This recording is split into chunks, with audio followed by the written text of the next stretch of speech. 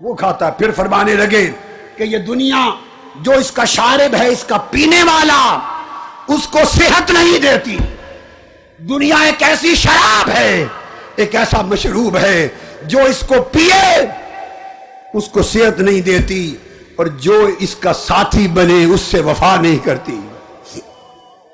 کتنے تخت پر آئے، انجام بھول گئے، تخت انہیں چھوڑ گئے، وہ تختوں کو چھوڑ گئے۔ کتنے محلات آباد تھے، آج وہ محلات کھنڈرات میں بدل گئے۔ کتنی آبادیاں کھنڈر بن چکی۔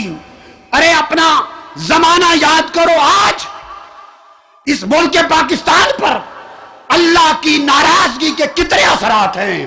کہیں پانی بند ہے، کہیں بجلی کم ہے، کہیں روزگار کم ہے، کہیں آٹا کم ہے، کہیں مہنگائی زیادہ ہے، جان کی حفاظت نہیں، مال کی حفاظت نہیں، عزت و آبرو کی حفاظت نہیں، بم ہے، کلنگ ہے، گولی ہے، ہر طرف ایک قیامت بپا ہے۔ اے پاکستانیان، اے اہل اسلام، اے اہل سرزمین پاکستان، کبھی آپ روئے؟ اپنی گردنیں جھانک کر دلوں کو دیکھا؟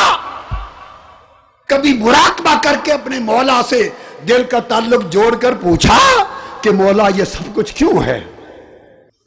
پورا عالم اسلام غلامی کی زنجیر میں جکڑا ہوا، تباہی اور بربادی۔ کبھی اہل اسلام نے سوچا کہ ہم پر کیا بیت رہا ہے امت مصطفیٰ پر؟ نہیں سوچا۔ سوچتے تو روتے، تائب ہوتے، اپنا قبلہ بدلتے، رخ بدلتے۔ بات یہ ہے کہ جو لوگ رب کے دوست نہیں ہیں، ایمان پر نہیں، اللہ ان کے ساتھ بھی ناانصافی نہیں کرتا۔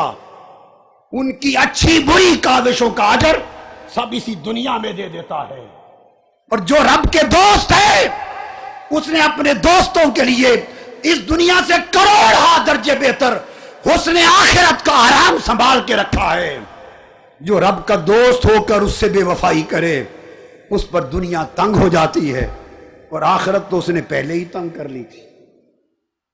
تو آپ نے فرمایا، اس دنیا کے نشے میں دوتھنے والوں، یہ اپنے ساتھی کو وفا نہیں کرتی اور پینے والے کو شفا نہیں دیتی۔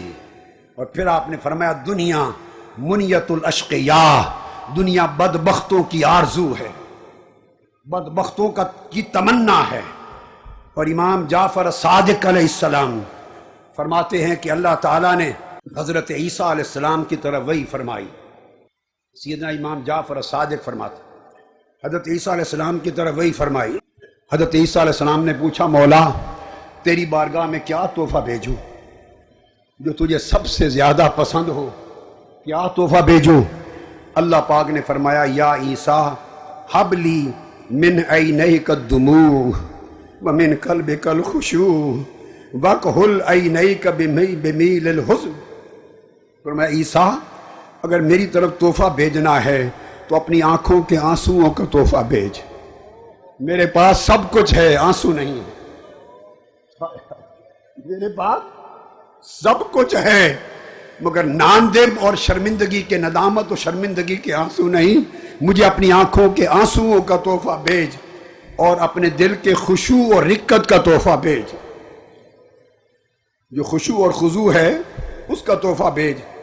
پھر آپ روایت کرتے ہیں، امام جعفر صادق رضی اللہ تعالیٰ عنہ فرمایا کہ اللہ تعالیٰ نے حضرت موسیٰ علیہ السلام کو وحی بھیجی۔ تورات اتارنے کے بعد اپنی کتاب تورات اتاری اور وحی بھیجی، اور فرمایا، اسمعنی لذاذۃ التورات بصوت خاشع حزین۔ اپنی کتاب اتار کے فرمایا، اے موسیٰ، یہ جو میں نے تورات اتاری ہے، اب میں چاہتا ہوں کہ اس کو خود سنوں، اپنا کلام خود سنوں، اور وہ جو تیری درد و سوز والی، رقت اور گداز والی آواز ہے، اس گریہ و بکا اور درد و سوز والی آواز سے میری زبور پڑھ اور میں سن کر خوش ہوں گا۔ تو رب اپنا کلام بھی گریہ و گداز کے ساتھ سن کر خوش ہوتا ہے۔ اپنا کلام اس آواز کے ساتھ سن کر خوش ہوتا ہے۔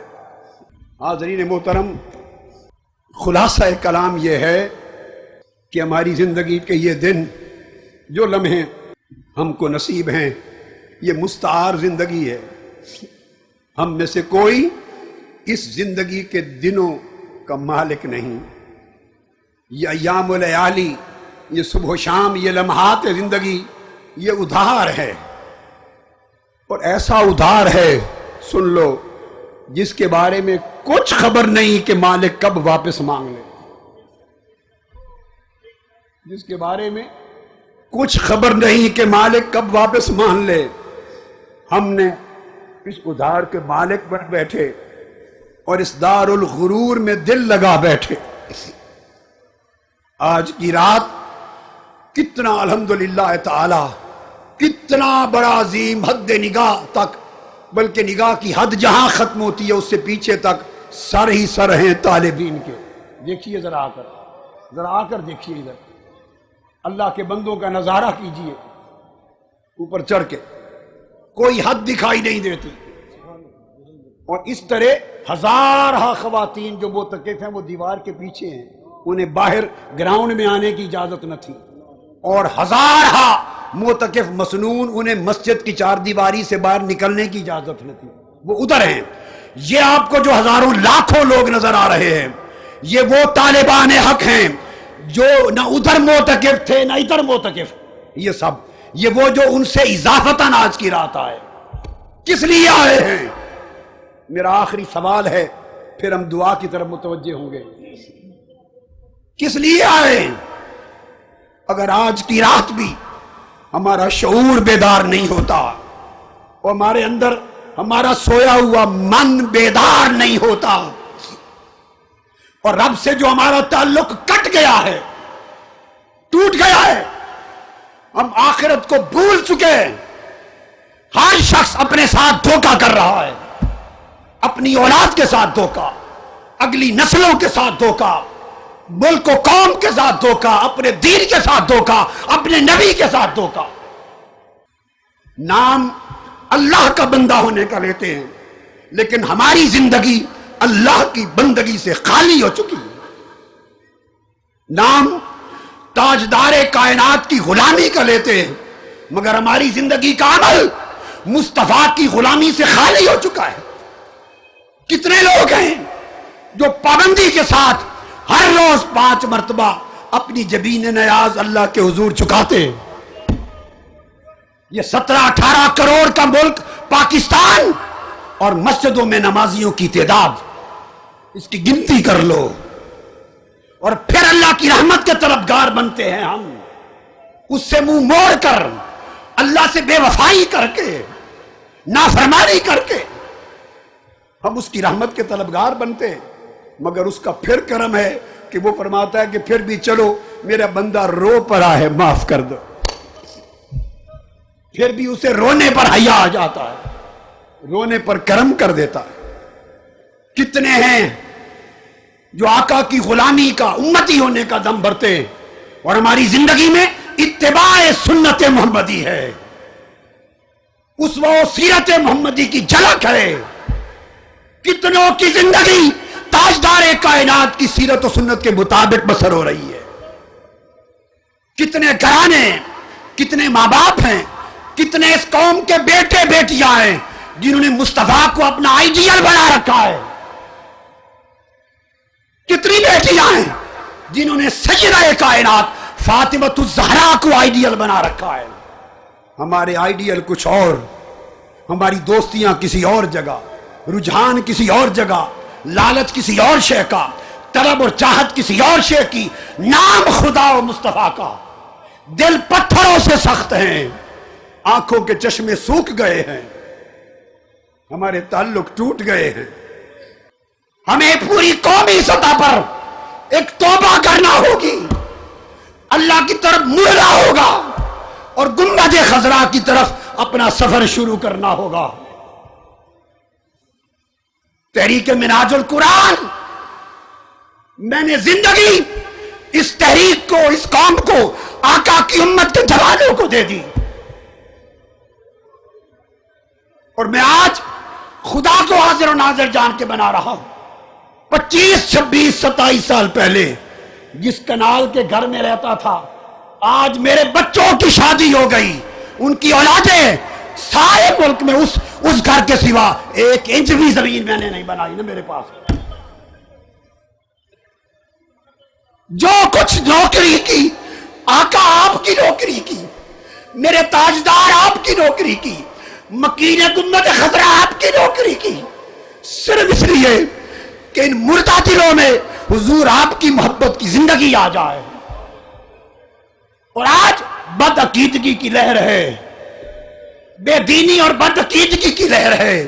مصطفیٰ کی محبت، مصطفیٰ کا ادب، رسول کی تعظیم، رسول کا تعلق جڑ جڑ سے کاٹا جا رہا ہے اور کھینچا جا رہا ہے، اور مسلمانوں کو رسول سے بیگانہ بنایا جا رہا ہے، حضور کے غلاموں کو اپنے آقا سے بیگانہ بنایا جا رہا ہے، اور دنیا اور مال اللہ کے بندوں کو اللہ کا بیگانہ بنا رہی ہے۔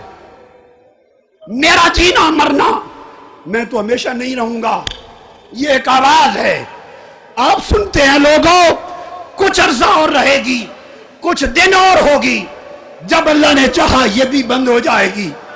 میری آرزو یہ ہے کہ میرے جیتے جیتے میری آنکھوں کے سامنے پاکستان کی نسلیں مصطفیٰ کے عاشق بن جائیں۔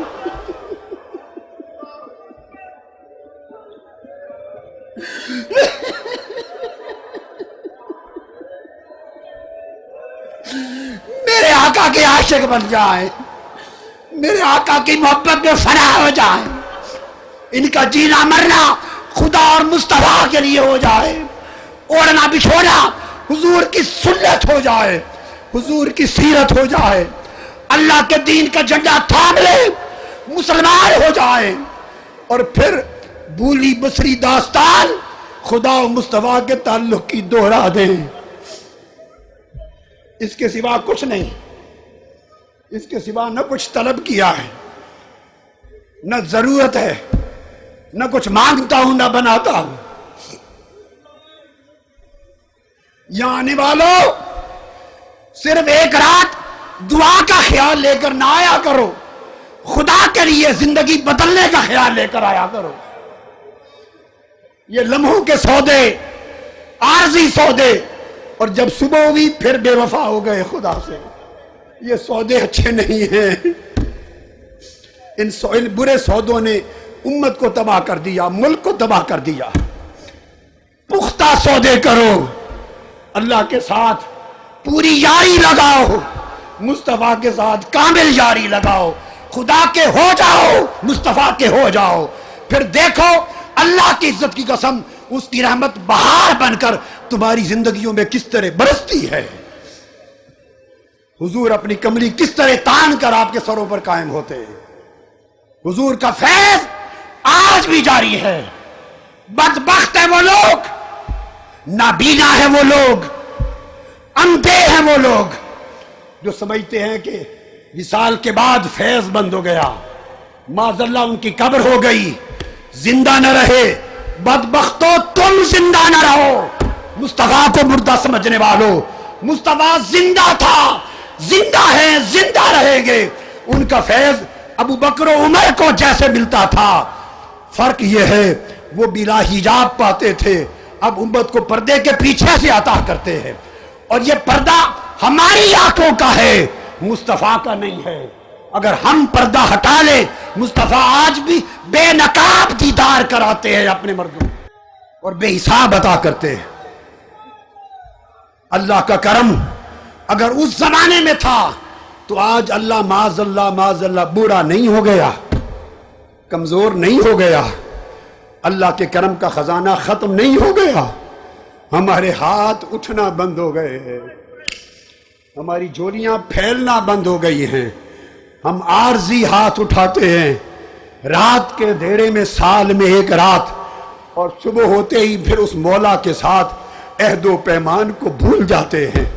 تم عہد و پیمان کو پختہ کر لو، خدا کی رحمت تمہارے سر سے اٹھے گی ہی نہیں۔ اپنے دھیان اپنے دلوں کی طرف کر لو، دعا تو اب ہوگی، مگر میں چاہتا ہوں یہ دعا آج کی رات دعا کے لالچ کے لیے نہ ہو، زندگی بدلنے کے لالچ میں ہو۔ جہاں جہاں تک کوئی سن رہا ہے، کروڑوں افراد، خاندان، گھر، عورتیں، مرد اور بچے، سب کے لیے کہہ رہا ہوں، زندگی کے احوال کو بدلنے کا عہد کرو، اللہ رسول سے پکی یاری کرو، پکی یاری کرو۔ بس ایک پیغام ہے، پکی یاری کرو، خدا کے سچے بندے بنو، حضور کے سچے وفادار بنو، اور اس کا مشاہدہ عملی زندگی کی تبدیلی کے ذریعے ہونا چاہیے۔ تحریک منہاج القرآن کا فقط ایک ہی مقصد ہے، یہی غرض ہے، یہی غایت ہے، یہی منزل ہے، یہی ہمارا مصطفی انقلاب ہے۔ ہم دہشت گردی کے انقلاب کو نہیں مانتے، تحریک منہاج القرآن بلکہ امت محمدی دہشت گردی کو رد کرتی ہے، دہشت گردوں کو رد کرتی ہے۔ ہر دہشت گرد اسلام کا دشمن ہے، قرآن کا دشمن ہے، مصطفیٰ کا دشمن ہے، امت محمدی کا دشمن ہے۔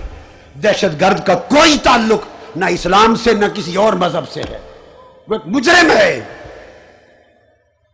اسلام اور تاجدار کائنات اور تاجدار ان کا پیغام امن ہے، محبت ہے، اخلاق ہے، دوستی ہے، نرمی ہے، اپنے احوال کی اصلاح ہے، تقویٰ ہے، خدا کا خوف ہے۔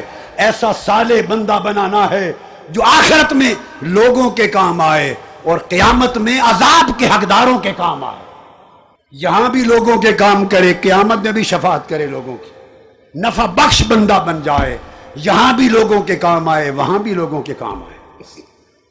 کئی صحابہ نے اس حدیث کی کو روایت کی آقا سے، آقا نے فرمایا اللہ تبارک و تعالی نے اپنی رحمت کے 100 حصے کیے ہیں۔ کتنے حصے؟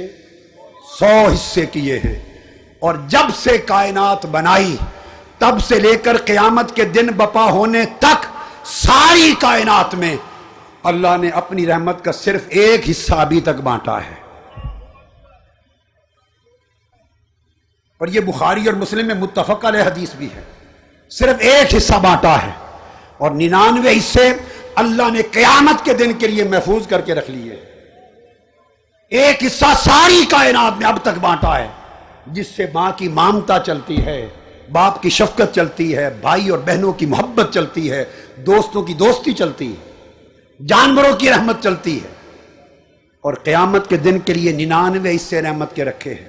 باری تعالیٰ وہ 99 حصے جو رحمت کے سنبھال کے رکھے ہیں، اس کی تقسیم کیسے ہوگی؟ اس کو آقا علیہ السلام نے فرمایا، جسے امام احمد بن حنبل نے روایت کیا، امام طبرانی نے روایت کیا، امام حاکم نے روایت کیا، امام بہقی نے روایت کیا، اسناد جید کے ساتھ، کئی صحابہ سے، کئی طرق اور کئی اسانید کے ساتھ ائمہ نے اس کو روایت کیا۔ وہ 99 حصے رحمت کے جو قیامت کے لیے وَدَّخَرَ 99 جزءً للقیامت لأولیائہ، آقا نے فرمایا کہ اللہ تعالیٰ قیامت کے دن اپنے دوستوں کو، انبیاء اور اولیاء کو، انبیاء بھی اس کے دوست اور غیر انبیاء اولیاء بھی اس کو دوست، ایک حصہ اس نے خود بانٹا، 99 حصے قیامت کے دن شفاعت کرنے کے لیے انبیاء اور اولیاء و صالحین کو دے دے گا۔ ان سے فرمائے گا میرے محبوب بندو، تو نے دنیا کی محبت چھوڑ کر مجھ سے لو لگائی تھی، میں آج 99 حصے رحمت کے تم کو دیتا ہوں، تم جس جس کی شفاعت کرو گے آج اس کی بخشش ہوگی، جس جس کی شفاعت کرو گے بخشش ہوگی، حتیٰ کہ کوئی دوزخ میں اگر جا چکا ہوگا اور تم اس کو پہچانو تو جس کو چاہو نکال کر جنت میں ساتھ لے جاؤ۔ یہ صحیح بخاری کی حدیث بتا رہا ہوں، صحیح مسلم میں ہے، ترمذی میں ہے، نسائی میں ہے، صحیحین کی متفق علیہ حدیث۔ اور اللہ دوزخ کو حکم دے گا، ہے دوزخ کی آگ، میرے ولی آئیں گے اپنے دوستوں اور اپنے ماننے والوں کو شفاعت کر کے جنت میں لے جانے کے لیے، نکالنے کے لیے۔ وہ کچھ عرصہ دوزخ میں پڑے ہیں، جب تک میرے اولیاء نہیں آتے، خبردار تو ان کی پنڈلی سے اوپر نہ جانا، ان کے چہرے نہ جھلس جائیں، کہیں ایسا نہ ہو کہ انہیں پہچاننے میں مشکل پیش آئے۔ اللہ پاک پوچھے گا انبیاء اولیاء سے، جنت میں جاؤ، اللہ کے دوست اور ولی کہیں گے یہ بخاری مسلم کی متفق علیہ حدیث. افسوس آج میڈیا پر، ٹی وی پر، ذرائع ابلاغ پر ان پڑھ لوگ جنہوں نے نہ کبھی بخاری پڑھی نہ مسلم پڑھی، نہ علم اہل علم کے سامنے زانوے تلمس طے کر کے سیکھا، نہ کتب کے سمندر میں غوطہ زن ہوئے، بیٹھ کر غلط باتیں کر کے امت مسلمہ کی نسلوں کو بہکاتے گمراہ کرتے ہیں. سن لو، بخاری مسلم کتاب التوحید کی حدیث متفق علیہ، اس کو جھٹلا کوئی نہیں سکتا، رد کوئی نہیں کر سکتا. انبیاء کی شفاعت تو جو ہوگی سو ہوگی. اولیاء مومنین کہیں گے باری تعالیٰ ہم جنت میں نہیں جاتے، نہیں جاتے. اللہ پاک پوچھے گا، فرمائے گا میرے مومن ولی بندے اس دن مجھے اپنے پیار میں، لاڈ میں اس طرح جھگڑا کریں گے کہ تم دنیا میں حق مانگنے کے لیے کیا جھگڑا کرتے ہو. وہ لاڈ کریں گے اور لاڈ میں کہیں گے ہم جنت میں نہیں جاتے. میں پوچھوں گا کیوں نہیں جاتے؟ وہ کہیں گے ہمارے دوستوں کے دوست لجپال ہوتے ہیں، ہمارے دوست دوزخ میں چلے گئے. انہم کانوا یصلون معنا وکانوا یصومون معنا وکانوا یحجون معنا وکانوا یعملون معنا. یہ ہمارے ساتھ حج کیا کرتے تھے، نماز پڑھتے تھے، راتوں کو اکٹھا جاگتے تھے، اعتکاف کرتے تھے، روزے رکھتے تھے. ان کا ایک تعلق تھا اور نیک عمل میں پورا نہ صحیح کچھ نہ کچھ ہمارے ساتھ دال دلیا کرتے تھے.